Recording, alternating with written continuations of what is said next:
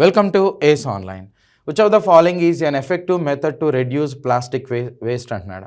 జనరల్గా ఈ plastic waste ఇలాంటి వాటిని రెడ్యూస్ చేయడానికి ఏం చేస్తాం, బర్నింగ్ ఆఫ్ ప్లాస్టిక్ వేస్ట్ అంటున్నాడు. బర్న్ చేయడం వల్ల నీకు ఇంకా ఎక్కువ పొల్యూటెంట్స్ అనేటువంటిది వస్తాయి. Sulphur related, carbon related, nitrogen related ఇలాంటి కొన్ని పొల్యూటెంట్స్ అనేటువంటిది వస్తాయి. కాబట్టి ఇది wrong. Next using disposable plastic bags అంటున్నాడు. ఈ డిస్పోజబుల్ ప్లాస్టిక్ బ్యాగ్స్ అనేటువంటిది కూడా దీనికి బెస్ట్ ఆల్టర్నేటివ్ అనేటువంటిది కాదు. Okay, next one recycling. Next reusing plastic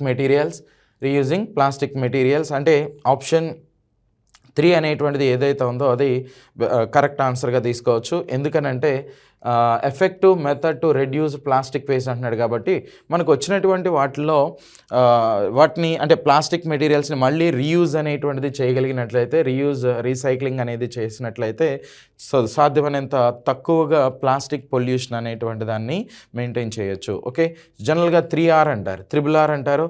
so అంటే రెడ్యూస్, రీయూజ్, నెక్స్ట్ రీసైకిల్ అనేటువంటిది మీనింగ్ వస్తుంది. Reduce, reuse, recycle.